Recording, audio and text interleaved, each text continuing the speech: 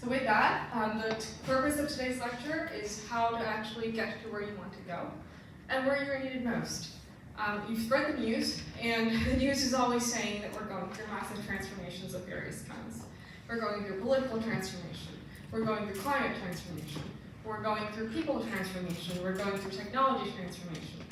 Part of where you are today as a student and as an emerging professional is to be very comfortable with this transformation, fit right into it, and be part of the essential thing we need, which is to bring back enormous, innovative, interdisciplinary talent into the energy industry.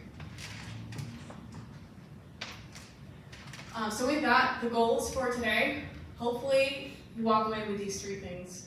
Understanding energy system challenges primarily as people challenges. Planning all of your jobs. Planning out a pathway for yourself as opposed to hyper-focusing on one job. And establishing why you came today. And I ask you to do that because we'll get to it in a little more detail, but there has to be a why to why you decide to be in this industry. Much like there's a why as to every other life decision that you're going to make. Why do you decide to take a loan to go to school? Why do you decide to defer a driver's license and use public transportation? Simple decisions that you think are just rooted in one little moment, but it's not ever a marginal moment that drives who you are and who you can become. It is always the totality of circumstances that drives the vision that you will have for yourself. And hopefully today you'll get a little bit of a better understanding, if you don't have it perfectly, on who you are and why you want to be here today. So develop a little bit of insider knowledge in a way that you're not going to get from using LinkedIn, from researching the 10K report, looking at one piece of public testimony about a company or an industry. True insider knowledge. How, when you're in this industry, do you learn what companies, institutions, organizations, nonprofits, why do they do what they do and what drives them? And therefore, what drives talent acquisition in those companies? Energy systems knowledge, that's obviously a given. Jennifer got a bit of a mouthful there, but we'll get to why this area is so interdisciplinary and how people end up having career paths like mine and some of our colleagues here who you meet in the reception. Where does that come from? There are a lot of skill groups that go into these jobs and into the job pathways. Hopefully, you'll be able to research and plan your next several jobs. One of our exercises will be about that. And finally, you'll take away sort of a vision for the interdisciplinary nature of who you need to be, you as in globally need to be, as anyone who is working in the system now and in the next 20 years. So part one of that is understanding the energy sector challenge as a people challenge. First thing I kind of want to lay out is the fact that the challenge of energy policy, energy systems design, is rooted in the fact that the electric grid, literally, physically, is insanely challenging. This is one country. These are 5 different ways to categorize the electric grid with 5 different sets of different types of entities. 5 different ways of thinking about the physics and engineering of the space in which electrons move for one country, ours. The middle is the most confusing. For me, it's the most confusing because balancing authority areas are exactly that. And you can pull all of these from the NERC website, which is the National Electric Reliability Council, and then go ahead and kind of, wind your way through what all these different designations mean. But the important ones for folks who are here in Texas is that you have ERCOT sitting here, and it's pretty much just called ERCOT. Why is that? Well, ERCOT is an island interconnection in the United States. It's the only one, really, that is not tied to the Eastern or the Western interconnect in any other way. So when NERC has, for example, the parent entity that does reliability monitoring for the whole North American electric grid, the bulk electric system, NERC has designated ERCOT as the entity that monitors itself. Well, there's someone else to monitor them, so they do it. So they have all of those jobs. Looking at other parts of the country, of course, that is completely untrue. Some of these maps also have a concept called federal jurisdiction coming into play, right? Let me give you an example of that. When you look at the ISO RTO markets, globally, over here, you're seeing Canada and the United States together, but the ones that are United States are all regulated by FERC. Here's a nice acronym, the Federal Energy Regulatory Commission under the Federal Power Act. Why? Because they are markets that have assigned to themselves or been designated by FERC as entities that engage in the sale of power at interstate commerce, right? So the Commerce Clause creates the basis for regulators at the federal level to assert jurisdiction over transactions that happen over state lines. So that's one designation, and there are many others that are more based on engineering or technical physics of the grid and splitting up the grid in specific ways. I want you to know that all of these entities are associated with a career. There are people that I worked with in my career who have been grid designers, grid operators, grid planners, grid policymakers, who have worked exclusively in one of these markets, in one of these maps, in one of these contexts for their entire lives. When I was first starting the energy industry, I was 26 years old. I was right out of law school, I just gotten married. I was starting as in-house counsel at the American Gas Association after doing a great job at acronyms in my interview. And it occurred to me that the people who were on the other side of what I was doing, which is the people who were inside the member companies, inside the utilities in my association, trade association, represented before federal agencies in Washington, D.C., that they had been in their jobs essentially for a lifetime. I was not going to do that. I don't know any of you that are going to do that. Maybe you are, who knows? But certainly, there was already, for me in 2011, this tremendous gap between how I envisioned my future as an energy professional and how these folks did. And they're all wonderful, marvelous people. Many of them are retired now for 10 years. Why? Because when I joined in 2011 in this industry, the average utility professional I was working with at over 65 member companies at AGA, through AGA, was 50 and up. And not only that, many of them did not have transition planning in place for the level of expertise that they had in their job in that day in 2011. You can read the news, you can ask your friends, you can ask colleagues, you can certainly ask my visiting colleagues at the reception a little bit later today, but that trend is systemic. And it's at a point now where there's a global shortage of talent pool at the level that is needed to backfill the positions that are held by people that have been doing these jobs for almost their entire life. And that's significant. And I want you to think about your lifetime and your career opportunities as very much tied to the temporal cycle of how traditional energy employment occurs in this country.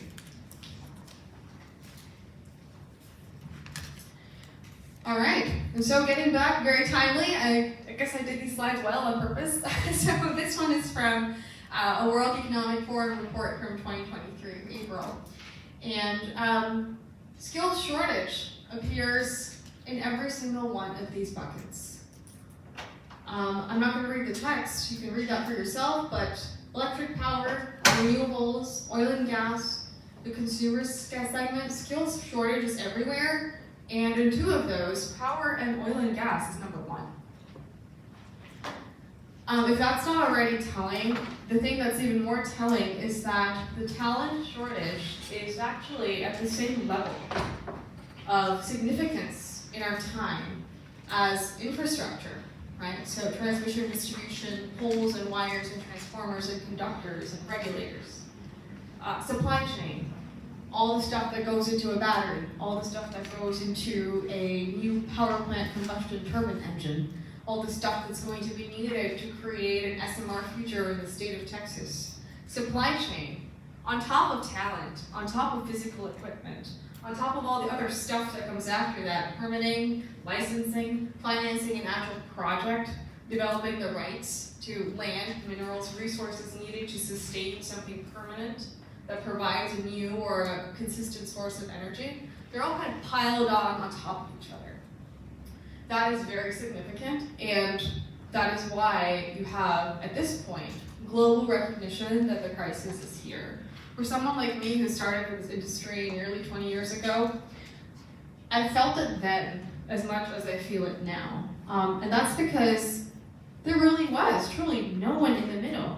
It was either folks my age who were suddenly, by happenstance and good luck and fortune, in the jobs we had, which were to go to Capitol Hill, to go to the White House, to go to federal agencies, to go to state agencies, and help our industry explain itself to third parties who didn't understand it or wanted to figure out a different way to regulate it. And when you do that, you realize that the people inside the agencies don't have the expertise, they never worked at these companies. They're also in a completely different generation than the folks that are actually coming to visit with them. Again, these folks are 55 and up for the most part. They all have grandchildren. And frankly, for my first 4 or 5 years, I think I consider myself lucky to always feel in a constant state of being a mentee with most of my energy clients. And that continued until I got to my first in-house counsel job in a private company, which was Exxon Corporation. Even when I switched from the gas utility segment at AGA to the independent power merchant generation power marketer business, representing those entities of the Electric Power Supply Association, even with that switch, this noticeable age gap, generational gap, therefore experience gap was very, very visible. And even now, if you go and look at comments that are filed by some of these companies in 2024, 2023, and you track back to a time when I was working at those companies, you'll find in some cases that it's the exact same people that are still there, still making those filings, and change management probably hasn't happened. That's one of the things we need to change. Otherwise, this type of crisis, the skills shortage, is absolutely inevitable. Like I said, and you kind of figured out the vibe here, the next 10 years are going to be very hard for our industry with multiple challenges all toppling on top of each other. And the real question is, what do we do about it? It's like, well, you guys are what we do about it. It's you.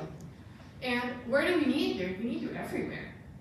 There are so many people to policy challenges in this sector. And subject matter skills in more than one area. We'll talk more about that today. That it's an engineer who can then go and become a senior member of a committee at ERCOT and then be able to advocate for an engineering solution eloquently in writing, then go and debate that solution with a bunch of stakeholders, many of which may not be technical engineers, and come up with the right answer, go and defend it at an ERCOT board of directors meeting, and then show up at the Public Utility Commission to say that yes, we made the right choice. And then explain to the Utility Commission staff that yes, this was the right choice. That's the kind of person we need. So I truly believe one of the points of me doing these lectures, hopefully around the country, starting here, and doing this kind of work in an interdisciplinary fashion, so that by the time it comes where we realize there are massive gaps, the people that we have in the industry are capable of doing many, many jobs as part of their job and building their career around the notion that they will be the mavericks of their lifetime in the industry. You're not going to just be an engineer. You're going to be an engineer and an advocate. You're not just going to be an attorney. You're going to be a person that can sit down and design an interconnection diagram and figure out a way to create backup power solutions for hospitals. I've done that kind of work. You guys need to do that too. You have to do it in order to be in a place in a world that you yourself want to live in and your kids want to live in, if and when you have them. It's sort of speaking to this kind of craziness that we're living in our time. I think one of the most confusing things is that the talent question is often buried under the other policy problems and political fights and whatnot that you read about or you hear about. And they all fit together. And it's important for us to step back and see that fit from the top. See the forest, because sometimes the trees are the things we are taught to focus on, and that's all well and good, except for when problems are incredibly complex and on systems that are complex. For starters, one thing that's happening in our country is that our public utility commissions don't have enough people. And they also don't have the correct incentives necessarily to get good people. But a lot of decisions that could be happening to create more cohesive policy around energy systems, climate, you name it, they all come from the utility commission's jurisdiction. That jurisdiction has been limited over time by statute, which says that these agencies are primarily responsible for ensuring just and reasonable rates. That means they're essentially ensuring the fair price of electricity and electricity commodities that are delivered by the utilities, who are responsible, and in some cases the monopolies delivering the services to customers, right? So any kind of utility service, telecom, electricity, water, trash and sewer, all of that falls under the jurisdiction of these utility commissions, or service commissions as they're called in some states. They don't have enough people.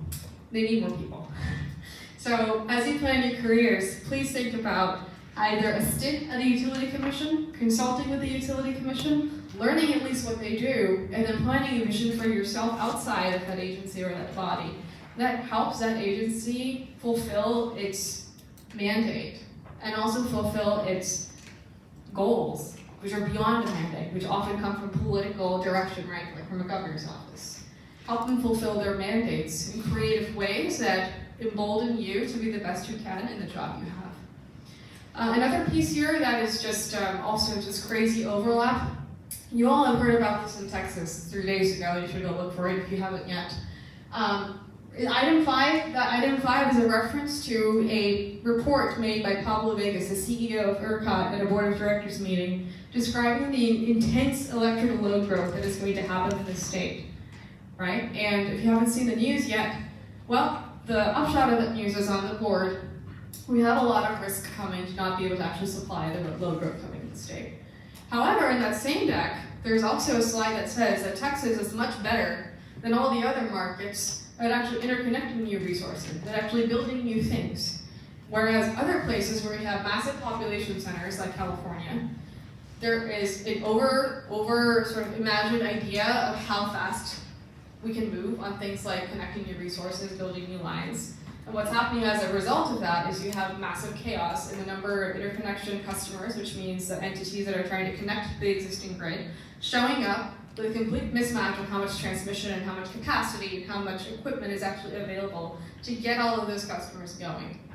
So it's a large planning exercise that is not happening in bulk, systemically, all around the country. So while Texas is in a place where there's this current view of there being an increased load, there's also a lot of innovation in Texas. And there's also a lot of efficiency here on this grid, right? Remember, it's islanded interconnection, completely separate grid, which allows Texas, along with the policy leadership and with the technical leadership at ERCOT, to be a place where things can change faster to prevent these sorts of crises in the future. That's what I also have up here, the ERCOT strategic plan.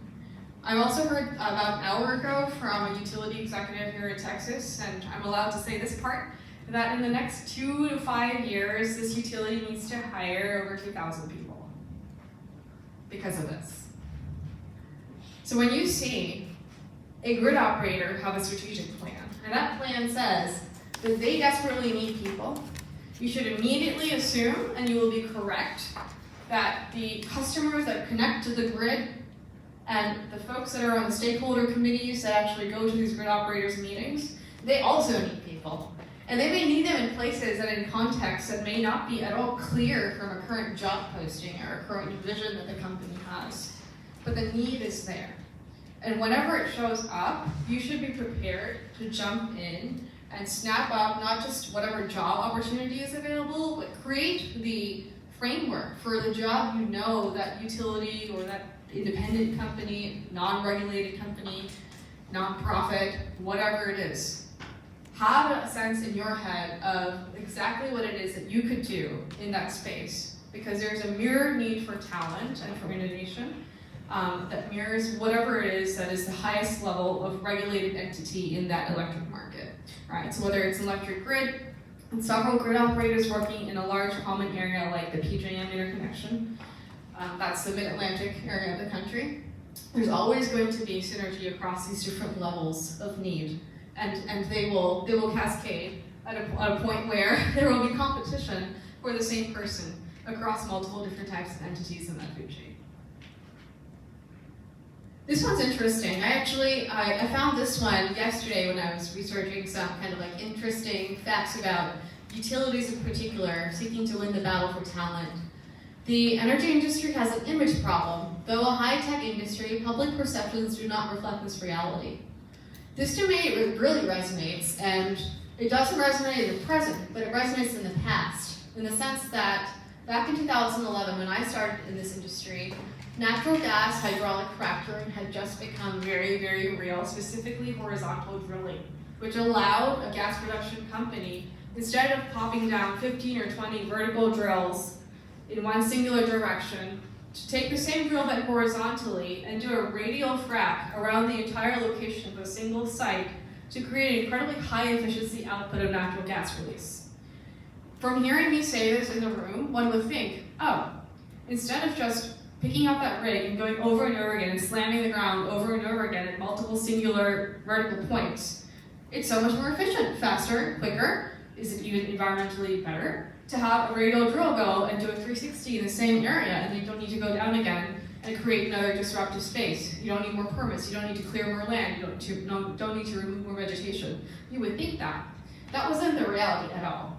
So Wherever we are today with natural gas, the perception of working in the industry for me in 2011, it was definitely affected by this phenomenon where innovation, like hydraulic fracturing and horizontal drilling together, came to the market at a time where the energy industry, that space, it hadn't developed any image. It was a completely new technology.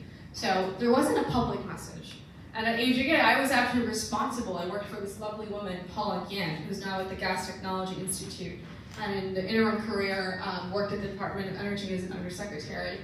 And she basically assigned this task to me to come up with a way to create not just an image, but to get factual information out there about this exact process, what it was, and to do so not on behalf of folks who produce gas. The American Gas Association represents the folks that deliver the gas to your home, to your business, the small distribution lines.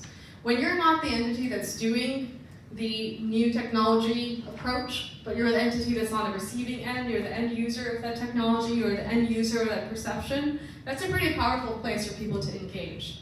And I didn't know that this would be the kind of job I would have for a bit, and I did have that job. I was even sitting at the Secretary Energy Advisory Board at DOE, talking about this technology, talking about having clear, strong disclosures for what was in the hydraulic fracturing fluid, et cetera, and it just became so clear to me that image of a company or an industry has to be preceded by real work to explain what it is. And the same is true in the talent market. If energy companies aren't doing a good job, if PUCs aren't doing a good job, if grid operators aren't doing a good job with explaining who they are and what they do, and the only news we get as potential employees of those companies is predicated on what we read in the news, and it's predicated on what you got from your local community newsletter, then we're never going to be excited about being in this space. You're already here, and you're excited by the fact that you've already devoted some portion of your academic journey and probably your professional journey to this industry. But to get more people in at the scale we need for the innovation and the strength we need for the whole electric system and the design around it, we do have to fix the image problem. Another piece here that's really important for you all in your lifetime, which will be much more than my lifetime, I think, is that the gaps that we have today in talent in our industry, they're absolutely systemic. They're not just energy. This is a sort of gap that is everywhere. And I have a report up here from a project of the Joint Economic Committee that is, of course, a Senate committee, and they have these special projects where they do reporting for their party or for their committee to try and figure out a problem or inform a problem with data. This particular one is about the brain drain in the United States. It's from about 2 years ago, or no, a little longer than that, 2019. And the report is from, I think, Senator Mike Lee, yes. The report from the committee says that highly educated adults flow to dynamic states with major metropolitan areas. They are, to a significant extent, leaving behind more rural and post-industrial states. This geographic sorting of the nation's most educated citizens may be among the factors driving economic stagnation and declining social capital in certain areas of the country. If we are connecting less with the communities and people who are different than us, we could be more likely to see adversaries among those in whom we might otherwise find a neighbor. Brain drain, the whole concept of it in the energy space, resonates thoroughly with what is happening socially in America. Socioeconomic study is a critical skill for every single energy professional, period. It does not matter what you do. I do not care if your job for the rest of your life is to sit on the top of an oil rig and look at a screen, or it's something else, is to go to the Hill and talk to Senator Mike Lee and explain why your state deserves more money from an appropriations package. It does not matter. When you have a role in this industry to move it forward and to be successful, tying the work that you're doing to the broader context of what is required in your community to create real change is the pathway to your success, and it's the pathway to you being useful as an energy professional, no matter what you do. We'll talk more about examples of that, but I want to leave that seed in your mind. And I'd like you, as your personal homework, to think about what it is that ties you to the greater mission of what you want to see change in your country and in your world, and in your community. What do you want your kids to live in? Do you want your children to have to grow up in a place where the energy system is so far behind because all the talent left so they could go to Ivy League schools on the East Coast and be staying there forever. If you don't want that to be the future of our future generations, we need to do things now to create cohesive policy that helps everyone in the country, irrespective of where the people are and where they have left, and where the talent and innovation is happening and where it isn't happening. This kind of gets me to the point of our first exercise, which is planning all your jobs, not just your first one. I get asked a lot, and I've had conversations with colleagues in various entities that are seeking to hire talent, in Texas in particular, about the challenge they have with hiring talent from the energy field, from the energy student field. And the biggest objection that a lot of hiring managers have is that, well, the resumes that I get only fit about 20% of what I actually need. Okay, well then why did you post the job that way? Maybe you post a job for the 20% that you are seeing in the market. It's like, well, I want to do that, but I don't have the budget to get 3 junior people and 1 senior person, so I just need the 1 senior person. It's like, okay, you go to the other side, that 1 senior person literally does not exist. Fully honest about this. That person does not exist. It's almost impossible to find a person these days. When you look at a job posting and you see the experience that is desired, plus the pay that job is advertising, and then you look at the stuff that they have as bullets, it's a complete non sequitur. And that the same is true, by the way, in USA jobs hiring too, in federal hiring. There is this massive mismatch that so many of my colleagues in Washington, D.C. see, and these are people with great training from great schools and whatnot, and they still can't fit the basic requirements for a typical USA job posting. Why? Because there is ideologue of ideas that goes into something that someone from HR puts together from a company or from a government entity, and then it just becomes this insane list of factors that no single human can possibly have for the level and skill set and salary that the posting is hiring from. So what do you do? This is a really difficult problem. My answer to that problem personally, and the answer I'm going to give you today, is to start building your pathways towards that weird job that seems like pie in the sky by doing a ton of other meaningful things instead. And planning it out very intentionally that, okay, I don't have the skill set for this one thing today, but I have that target in my mind, and instead of worrying about that one target job, I'm going to use that as my anchor to look at the job market differently, holistically, and much more strategically, to start doing things in spaces where I do fit in, where my requirements fit in. Maybe I have loans and so I need to make a lot more money, so I need to do a specific type of work for a little while. Whatever it is that's driving your decisions.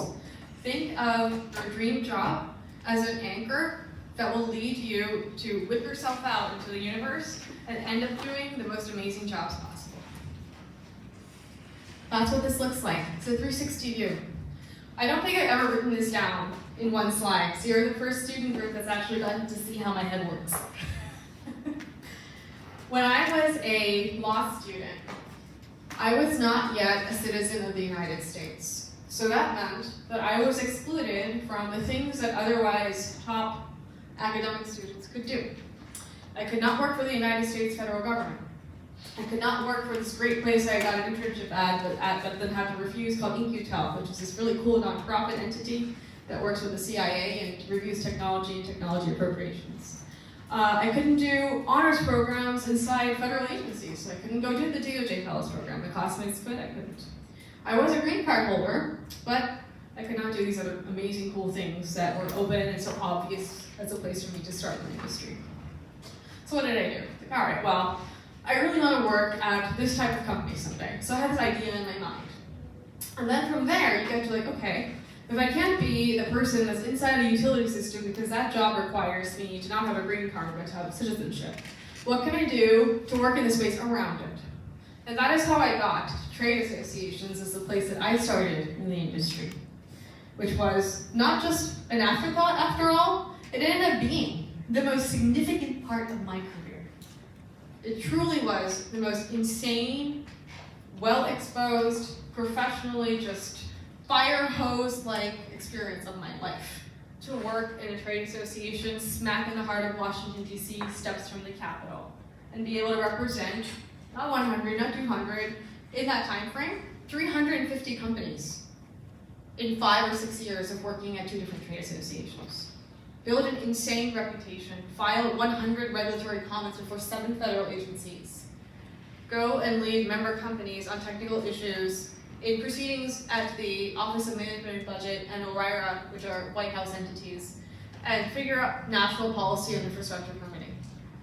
The job that I didn't think would be the job that would be the most important in my life ended up being the most significant and important, for reasons that I did not even understand. One of those reasons is that often if you're trying to go work for a big corporation, you're going to start at the top, or the bottom of a corporate ladder. If you start at a small organization, like a trade association, where there's only room for 2 subject matter experts, you're not at the bottom at all. You're smack in front of everyone's faces 24/7, and they might even get sick of you, but you're there. You're the only one doing that work. And the exposure you get as a young professional by being in that space, in addition to it being personally very, very motivating and very fulfilling, it then gives you the confidence and eliminates your own bias about yourself. So that, gee, if I can do this kind of position, this young over here in this job, there's no reason I can't go do it again and do it better and do it bigger at my next job. So flipping in your head this idea that there's one dream goal, there's one dream title, there's one dream vision, and then using that vision concept to instead go to these other places and researching the universe around your target company, your target firm, and then looking at the opportunities that come from that research is a critical tool for you. And I actually wish for everyone, as they think about the company they're going to or the job market they want to be in, to just do this research just one time for any company of interest and do it thoroughly.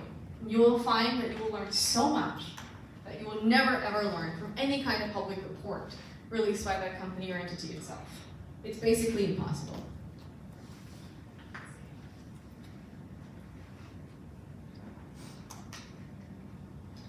All right, so that's actually what we're going to do. So I'm going to put this slide back up on the screen.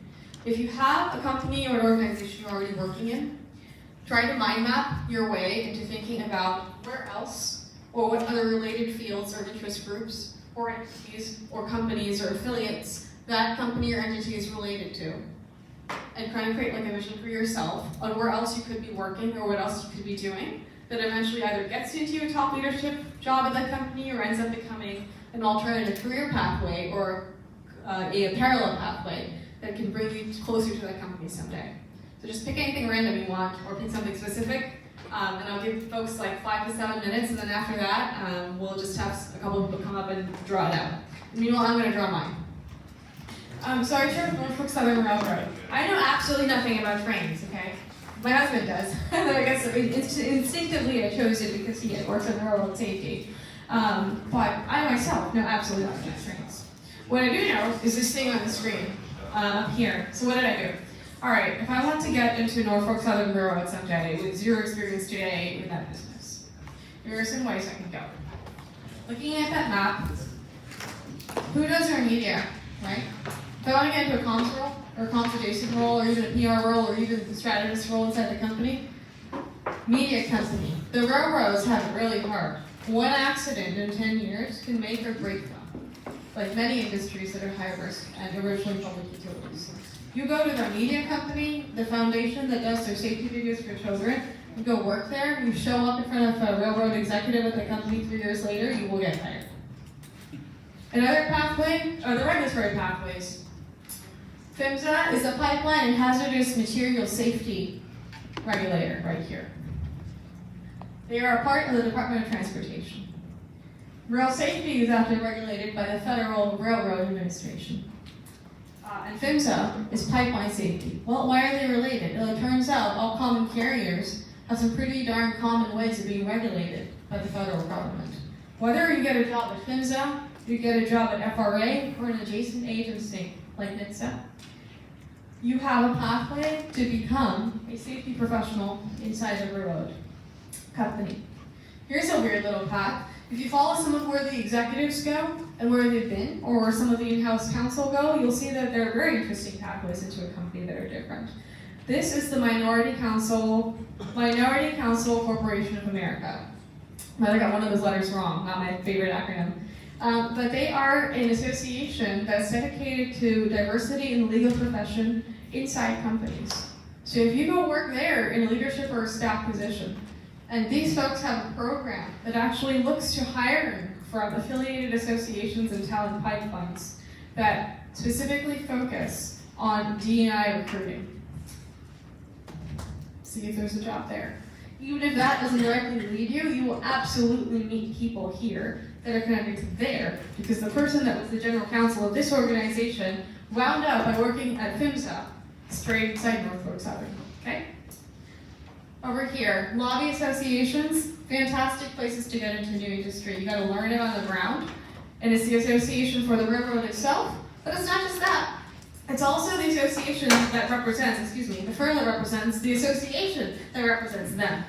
So there are circular connections in our industry between all these different entities, and being in any of them gets you to the point where you can be successful getting to the inside. Alright, so the next part, or rather the rest of this, is actually pretty easy. It's great. We've got 10 minutes here. We'll try to finish this out and round it out with a couple of questions.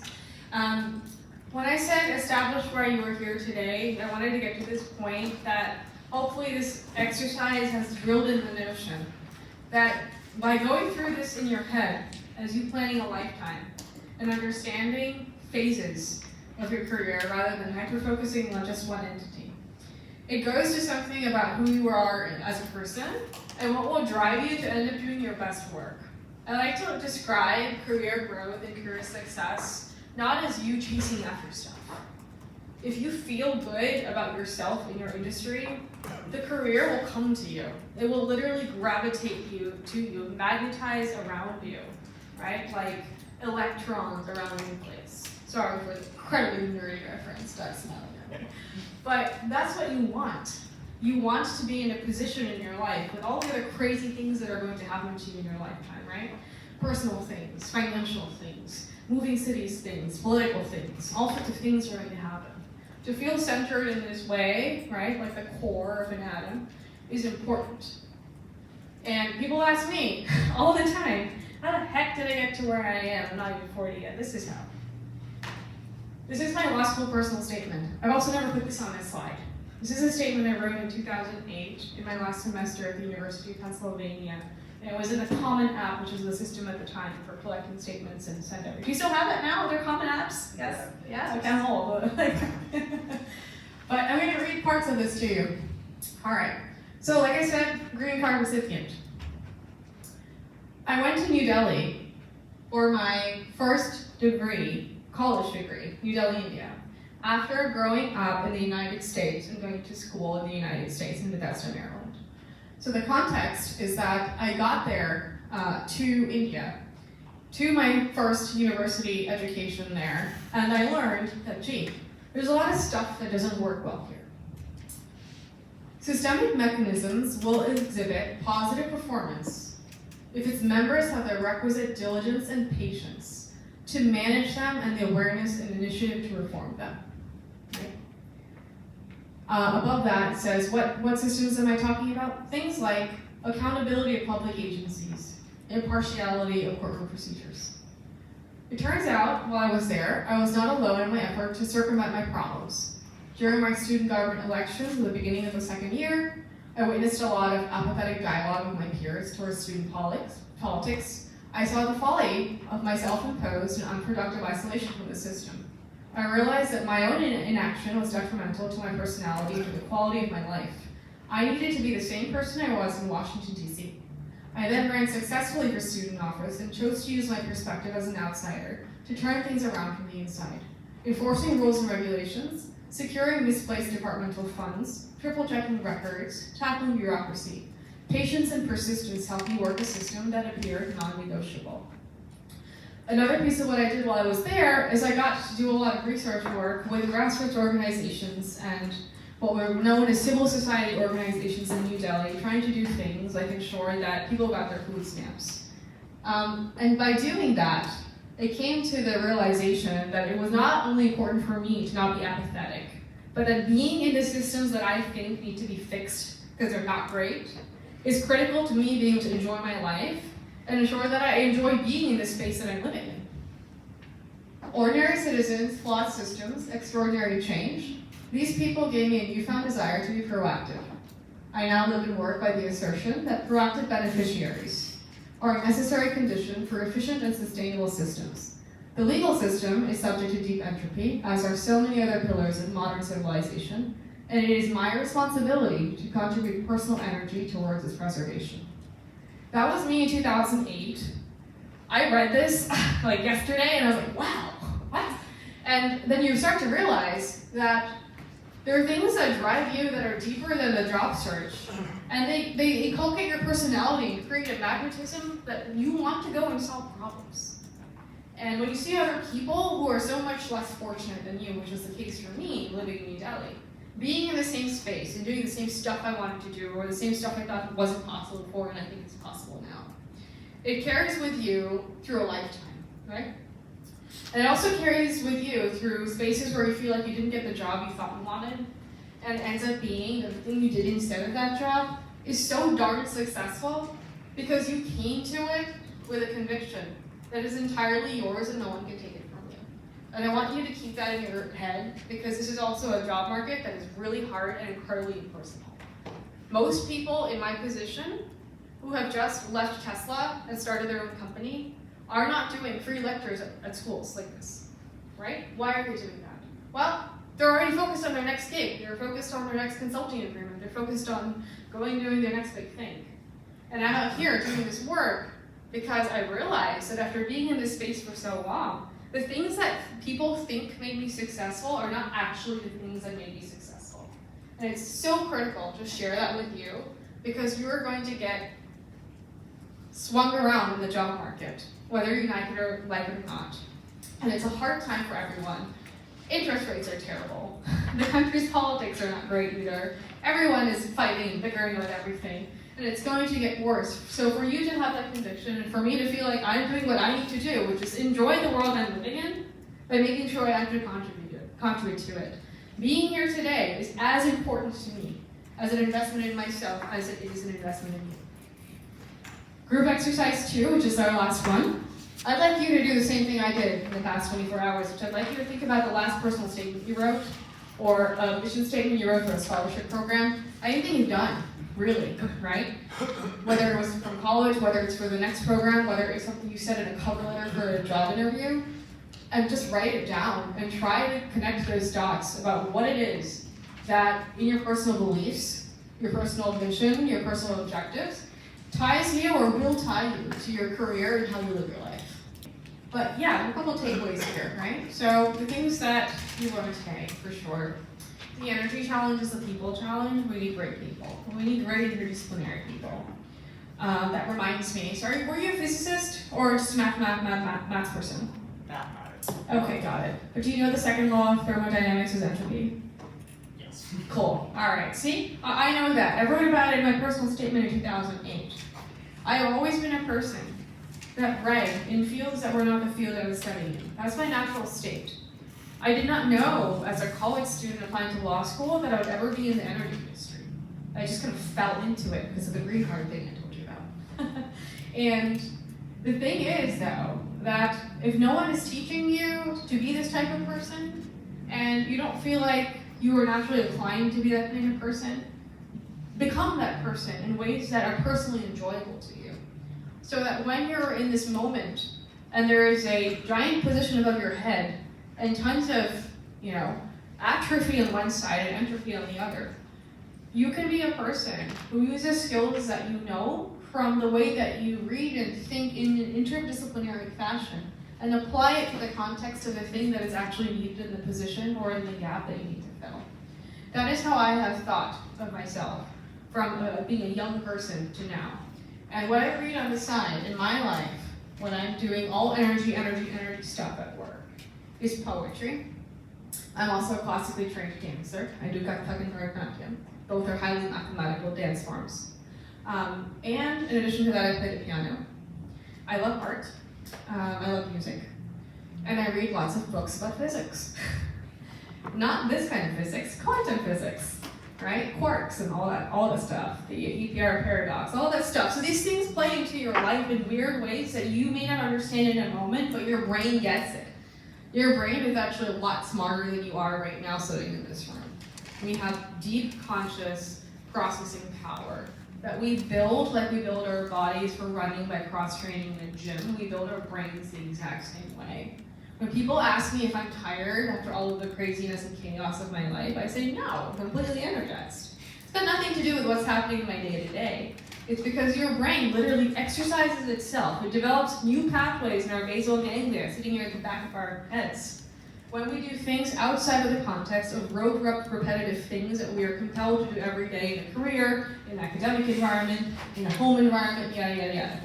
Get out of that and be a person who is incredibly strengthened by the decision you make to expand your mind, and then your mind will start doing it for you. And even on days where you feel your worst, your mind will be able to go to a place where you feel inspiration and you feel driven. And it doesn't matter if you stay in energy. You might end up doing something else completely different.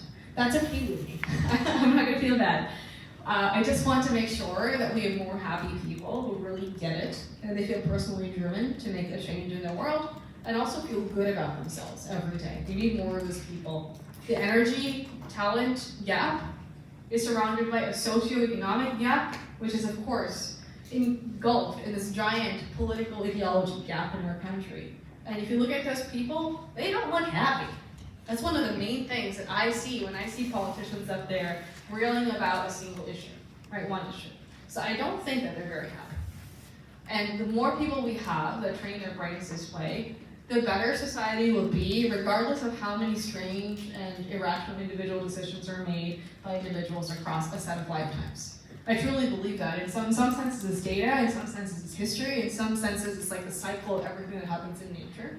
And being able to think in those ways and layer on these thought processes into what you do in your career transition and your career planning journey will make it absolutely impossible for you not to feel successful in addition to being successful. So that was really by way of talking about this third bullet, right? So your core instincts. Those will develop as you develop your mind. It will develop as you cross-train your whole system. And regardless of what happens to you in the job market, whether you love it or hate it, there are always going to be other people to talk to and then do this kind of exercise with, whether it's me or whether it's a neighbor or whether a friend you share this presentation with. Try to get to a place where you have resources to have this sort of conversation and put yourself back at your core instincts. Or draw yourself to your nucleus over and over again, no matter what is happening in your life. Thank you.